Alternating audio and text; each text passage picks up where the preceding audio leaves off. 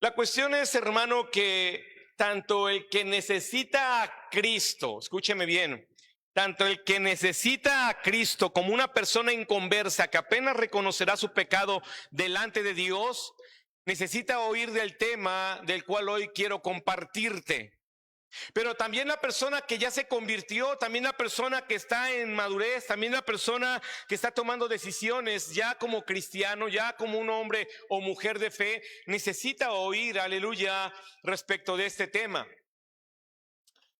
En la semana estaba orando, aleluya, pues buscando al Señor para lo que uno comparte, y Dios empezó a mostrarme algo, amén, que es de lo que hoy quiero hablarte. Y empecé ahí a ver la Biblia. Hay mucho material bíblico, escritural, para que nosotros sepamos de esto.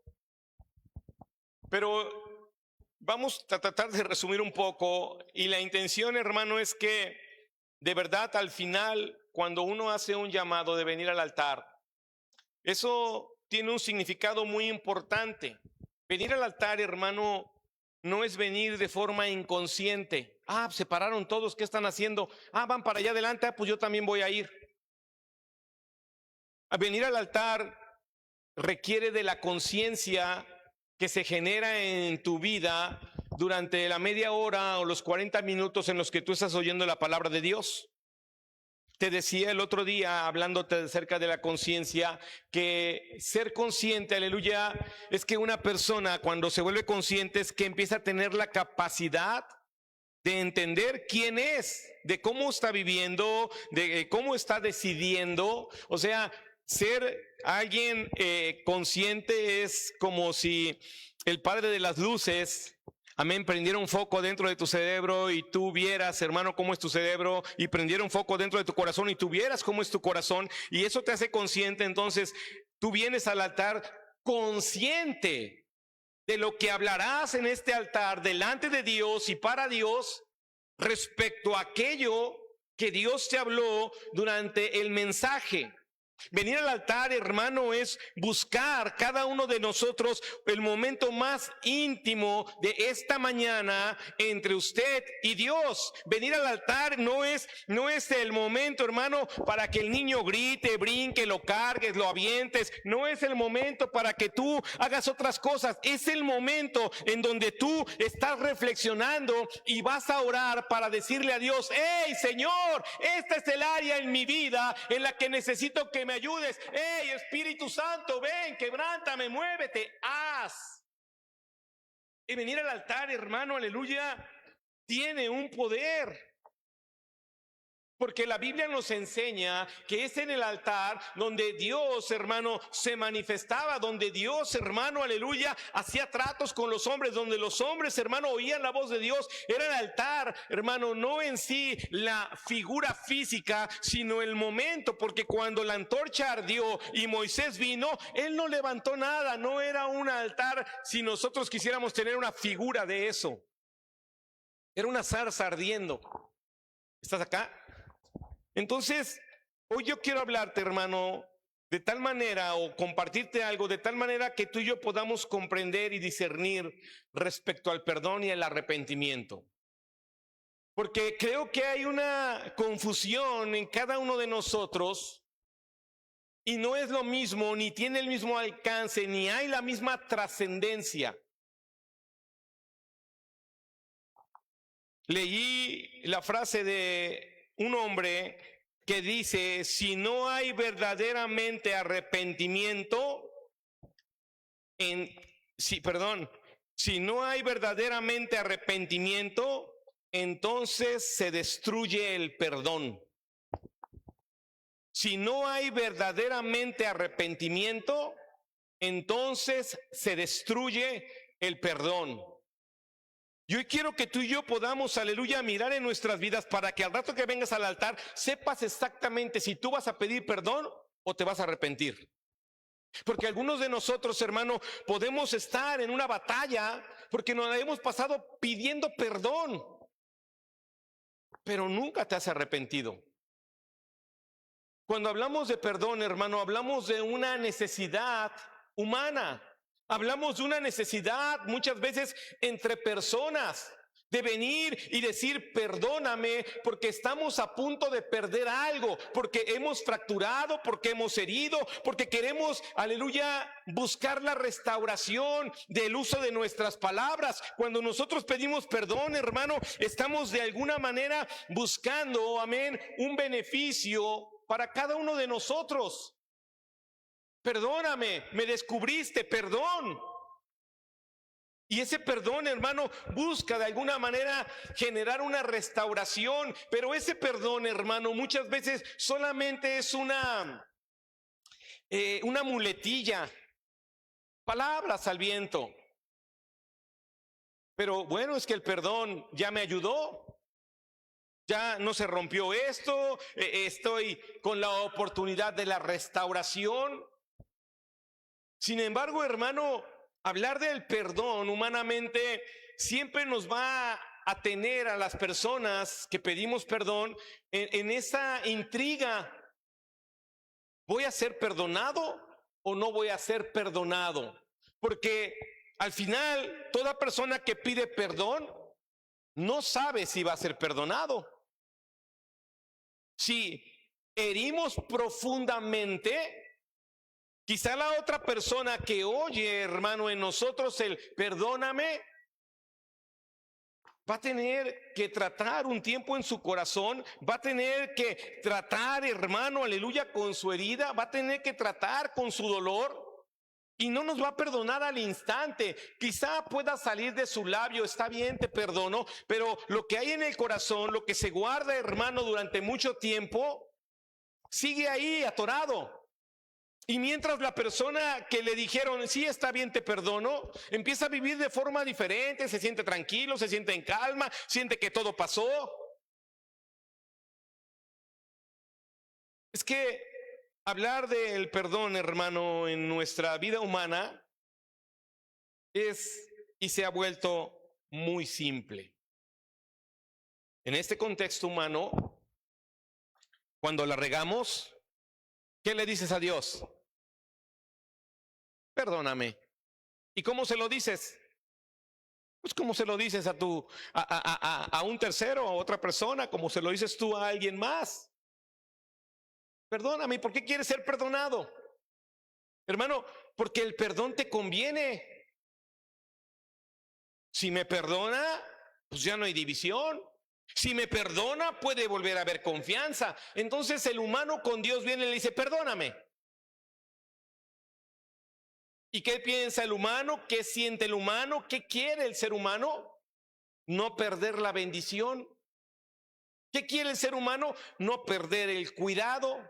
¿Qué quiere el ser humano? Sentirse en conciencia tranquilo. ¿Qué quiere el ser humano?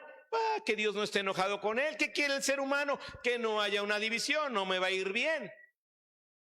Entonces, perdonamos y Dios nos perdona. Porque no puede rechazar ningún corazón contrito y humillado. Lo perdona y nos perdona y ha perdonado una y otra vez, una y otra vez. Incluso Él enseñó cuántas veces se debe perdonar.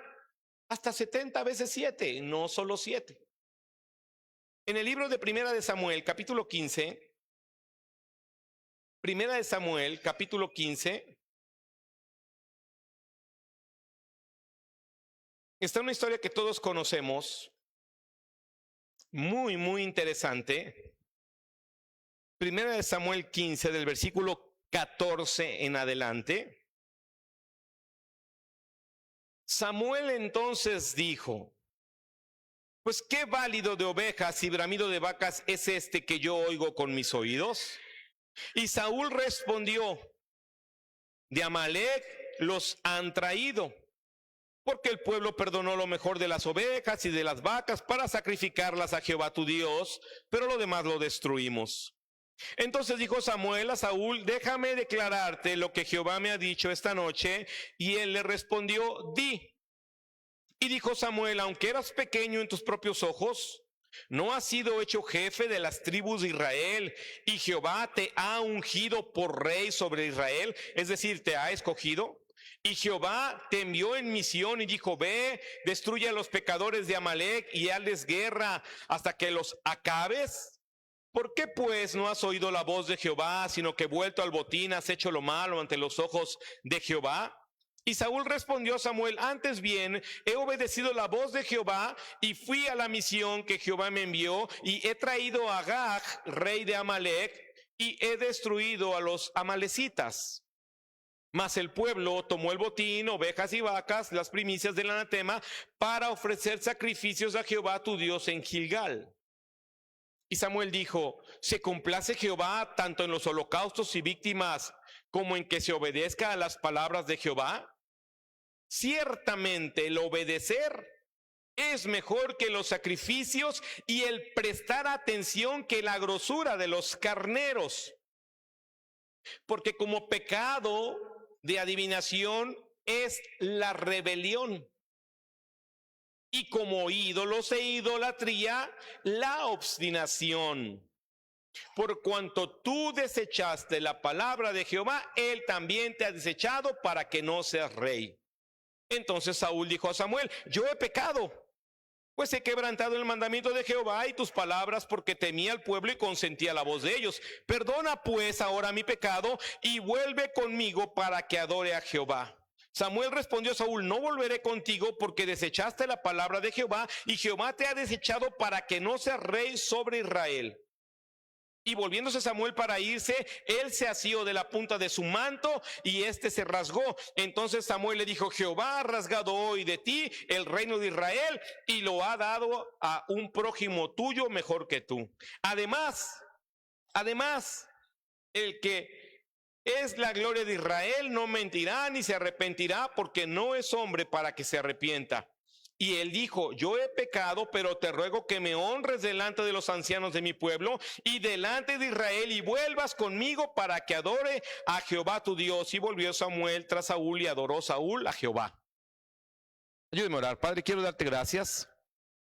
Que cada elemento que tiene esta historia, Señor, pueda revelar nuestra condición. Que las cosas que podemos mirar en esta porción de lo que vivió Saúl con el profeta, el hombre de Dios, Señor, nos puede enseñar hoy en nuestro corazón, Señor, cómo hemos estado viviendo respecto al perdón y al arrepentimiento. Que si tú, Señor, enviaste a tu Hijo para rescatarnos, para que seamos salvos, podamos comprender, Señor, la importancia de hacer división entre el perdón y el arrepentimiento. Ayúdanos, Dios, y tráenos al altar, Señor, con un corazón arrepentido. Sea para ti la gloria, la honra y la alabanza, y rogamos que tu Espíritu Santo, al que has enviado cuando ascendiste al trono, Señor, hoy tenga misericordia y abra, Señor, el entendimiento de cada uno de nosotros. Solo a ti sea la gloria en Cristo Jesús. Amén. Es una historia muy interesante, hermano, porque esta historia, aleluya, conjuga los elementos suficientes para entender por qué el hombre, hermano, aleluya, no puede vivir solamente en la función del perdón. Primero quiero que miramos, hermano, el versículo 30, donde está terminando esta porción de la historia y donde, hermano, Saúl dice, yo he pecado, pero te ruego que me honres delante de los ancianos.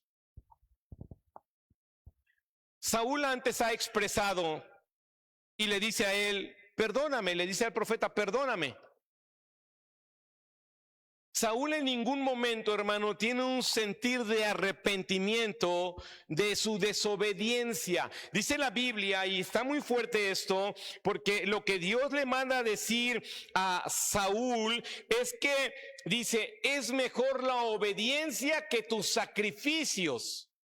Y luego le da algunas palabras sumamente fuertes, por lo menos a mi percepción y a mi entendimiento. Versículo 23 dice, porque como el pecado de la adivinación es la rebelión. Tú te rebelaste contra mis palabras. Tú te has rebelado contra lo que yo he dicho que se tenía que hacer. Tú, aleluya, tomaste la actitud, la acción de ser rebelde. Y luego le dice obstinado, necio. Así que Saúl no está entendiendo, hermano, aleluya, que no solamente es, aleluya, una condición de haber pasado por alto la palabra, sino que lo que está mostrando esa acción de pasar por alto la obediencia a Dios, para Dios es como una adivinación, para Dios es como la consulta a los muertos, como la consulta al agorero, como la consulta a aquel que es enemigo de Dios. Y que la necedad en el corazón de un ser humano, hermano, no es pasada por alto. Ahora, Saúl, y mira esto y apréndelo y aprendámoslo. Yo ya lo aprendí cuando el Señor habló a mi vida de esto. Venir y decir perdón es porque yo no quiero pasar la vergüenza. Yo estoy buscando perdón porque el beneficio lo voy a obtener yo. Perdóname y no me dejes aquí porque todos van a ver. No permitas que me vean así. Dice unos versículos antes que ya se iba el profeta y él se agarró de su manto, como aquella mujer que dijo, si tan solo tocar su manto, bueno, él se le colgó y se rasgó el manto. Una ofensa al profeta. Le dijo, así el Señor va a rasgar tu reino. Porque él no estaba pensando en su relación con Dios, hermano. Porque cuando tú y yo fallamos y le fallamos a alguien, queremos ser perdonados porque estamos, hermano, aleluya, en el corazón pidiendo, no seamos avergonzados, perdóname. Y cuando venimos delante de Dios y le pedimos perdón, hermano, ni siquiera estamos pensando en nuestra relación con Él. No estamos pensando que la eternidad se está perdiendo. No estamos pensando que tenemos un corazón obstinado, rebelde, necio. Que somos personas, hermano, aleluya, que nos hemos conformado con que Dios nos perdone, aleluya, aunque la relación no sea la misma. Es que el perdón no es una metanoia. El perdón, hermano, no tiene que ver con el cambio de corazón. El perdón no tiene que ver con que yo atienda a mi pecado. El perdón tiene que ver con que yo sea beneficiado, con que se restaure lo que rompí, con que recupere lo que estoy por perder. Y sabes, hermano, lo que vemos en esta historia son cosas importantes y que quiero que aprendamos esta mañana, porque el Señor Jesús, si lo leíamos en el mensaje pasado, Él vino predicando. ¿Qué dice que predicó? Ay, no me digan que no saben. ¿Cuál era el mensaje? ¿Cuál? Él vino y dijo, arrepiéntete. No vino diciendo, pídeme perdón. Hey, tú pídeme perdón. Hey, pídeme perdón. Hey, usted pídame perdón. No vino diciendo, pídeme perdón. ¿Qué vino diciendo? Arrepiéntete. Arrepiéntete. ¿Por qué, hermano? Porque según lo que yo veo en esta historia que todos conocemos y que es muy importante mirar, aleluya, es que Saúl, hermano, aleluya, al no tener arrepentimiento en su corazón por sus actos, estaba perdiendo la oportunidad de una vida, aleluya, espiritual con Dios por causa de usar el perdón sin un deseo de arrepentirse de sus hechos.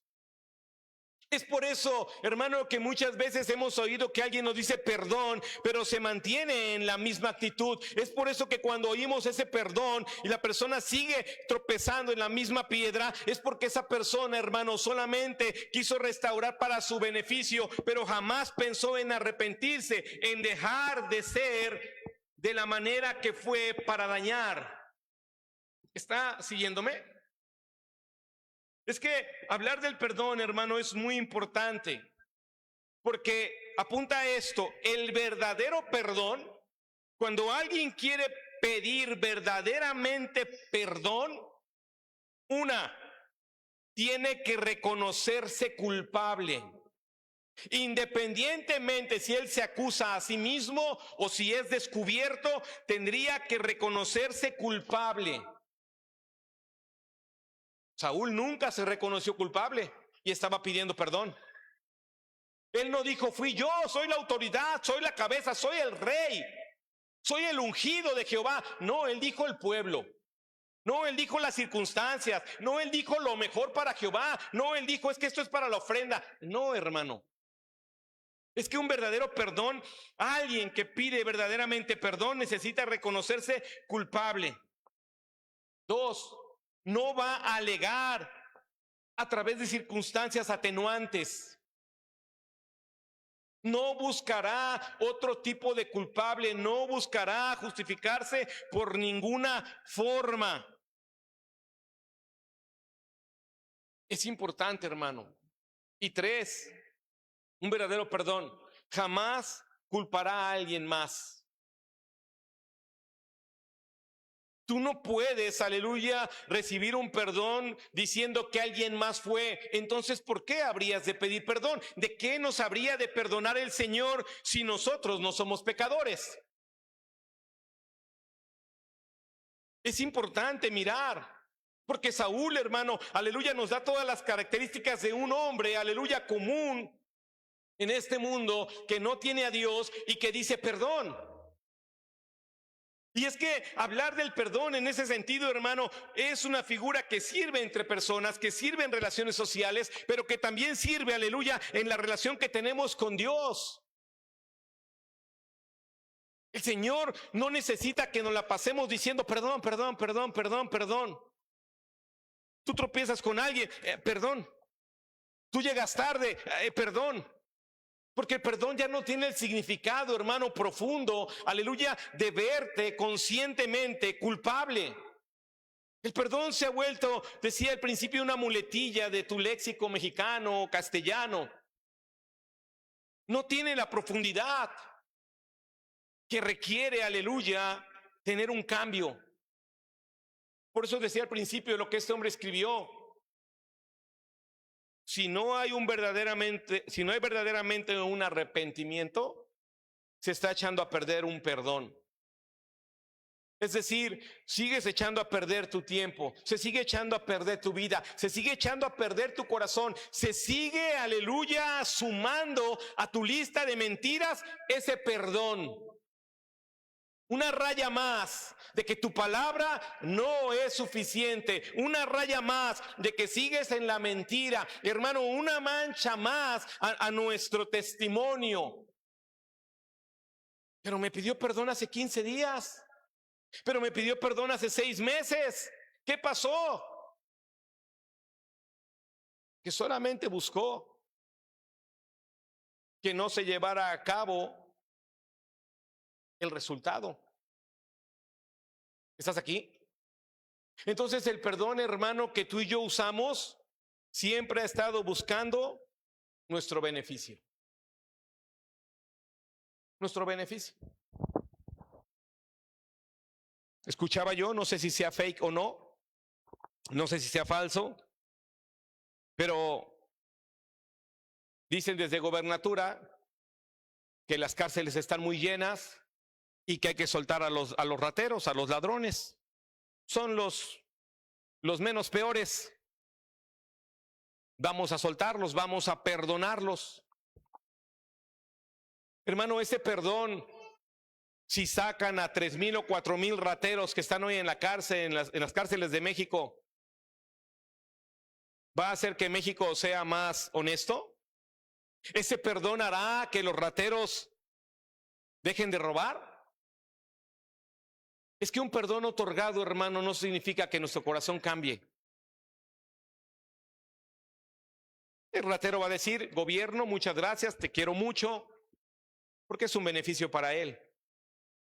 Pero cuando hablamos de arrepentimiento, hermano, en términos, ¿cómo puedo llamarle? En términos carnales, el arrepentimiento va contra ti. El perdón está a tu favor, pero el arrepentimiento es contra ti. ¿Por qué? Porque el arrepentimiento, hermano, te dice cambia, porque el arrepentimiento te dice no tengas ese hábito, porque el arrepentimiento te dice hey, no es para allá, es para acá, porque el arrepentimiento, hermano, aleluya, empieza a hacer pedazos tus justificaciones. El arrepentimiento empieza a llevarte a dejar de ser quien eres. El arrepentimiento le abre una oportunidad al Espíritu Santo para tratar contigo. El arrepentimiento te lleva a dejar de ser la figura figura que destruye, la figura que miente, la figura que puede convertirse en alguien totalmente confiable nuevamente. El arrepentimiento es lo que realmente restaura y bendice a la eternidad. Tú y yo y cualquier persona se la puede pasar diciéndole a Dios perdón. En tu nombre eché fuera demonios, sí, pero nunca te conocí, hacedor de maldad. Perdón, Señor, pero en tu nombre ando sanando personas, está bien. Pero tú nunca cambiaste.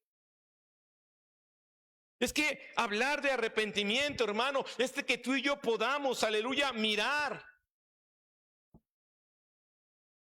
que en ese arrepentimiento nuestra carne, nuestros hábitos, nuestros hechos, nuestras acciones, la estructura de pensamiento que tenemos cambia, hermano.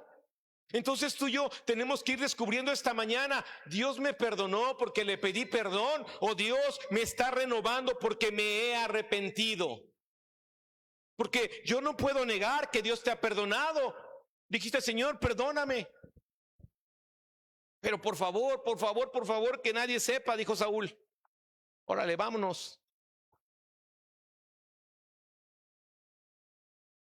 Es por eso, hermano, que si en una relación entre nosotros como personas o entre nosotros con Dios, el arrepentimiento no se da,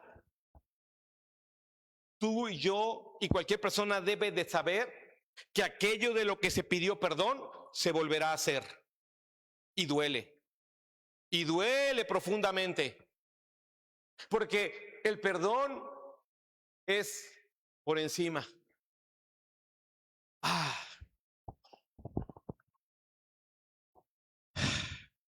Ya me perdonó.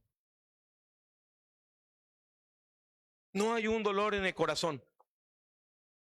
No estás reflejando, aleluya, que eres un pecador y estás dolido. Estamos en la postura de voy a perder, qué dolor, lo voy a perder. Y Dios no está buscando personas que estén siendo arrastradas por una conciencia pecaminosa a estar pidiendo perdón para que al rato vuelvan a hacer el pecado. Dios quiere, hermano, que su pueblo se arrepienta. Dios está buscando que las personas, hermano, sean movidas por el Espíritu Santo y se arrepientan. Porque eso es a lo que vino Cristo Jesús. ¡Ey, arrepiéntete! ¡Arrepiéntete! Y si nosotros no nos movemos en ese sentido, seguirás masajeándote con el perdón. Es ahí cuando uno muestra el arrepentimiento que entonces la estructura de la confianza, valga la redundancia, se vuelve a reestructurar y a fortalecer. Es en el arrepentimiento, hermano, aleluya, donde la estructura de mi obediencia vuelve a reestructurarse de una manera, aleluya, más fuerte, y comienzo a vivir en ese sentido.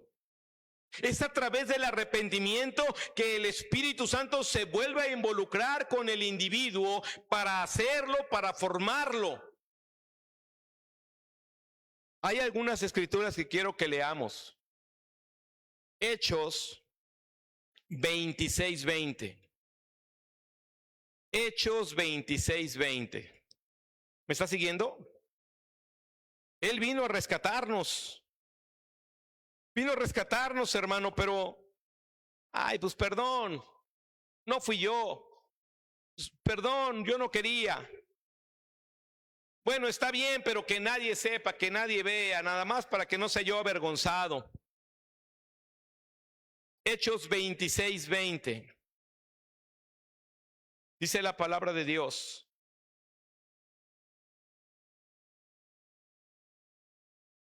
Voy a leer el 19 para agarrarle nada más contexto.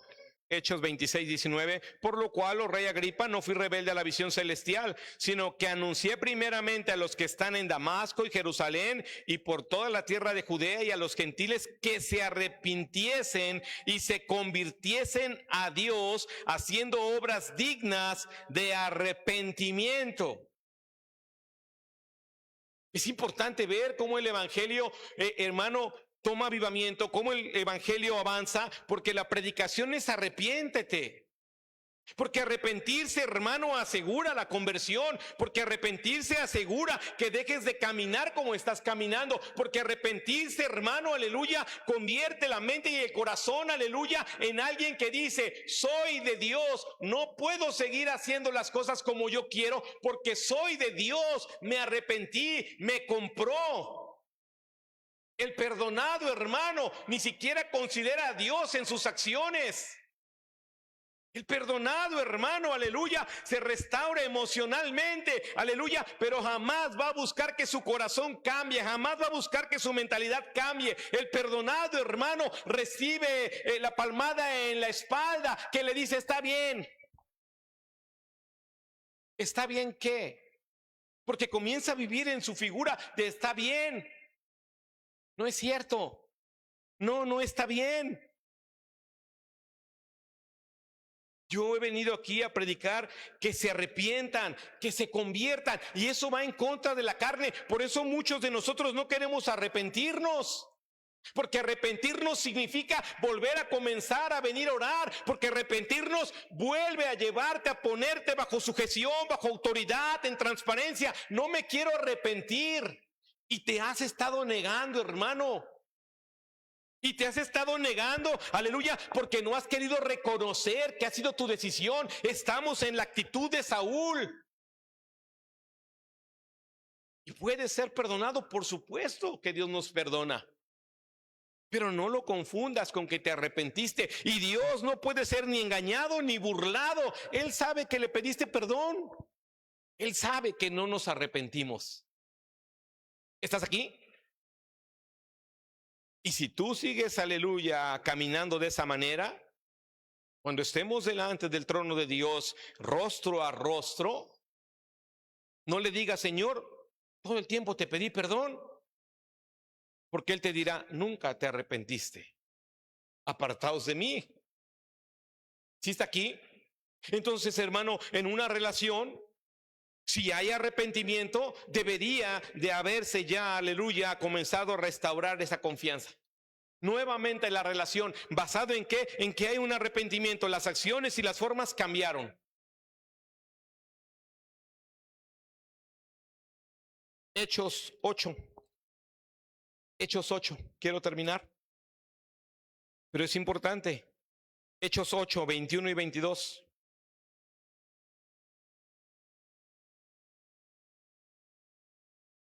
Versículo 20, enseguida predicaba a Cristo en las sinagogas diciendo que este era el Hijo de Dios, y todos los que le oían estaban atónitos y decían: ¿no es este el que asolaba a Jerusalén y a los que invocaban? Sí estoy ahí, ¿verdad? ¿Sí está ahí? ¿No es este el que asolaba en Jerusalén y a los que invocaban este nombre? Y a eso vino acá, para llevarlos presos ante los principales sacerdotes. Pero Saulo mucho más se esforzaba y confundía a los judíos que moraban en Damasco, demostrando que Jesús era el Cristo. Perdón, estoy leyendo el 9, ¿no? 8, 21 y 22, discúlpeme. Dice: no tienes tú parte ni suerte en este asunto, porque tu corazón no es recto delante de Dios. Arrepiéntete pues de esta tu maldad y ruega a Dios si quizá te sea perdonado el pensamiento de tu corazón.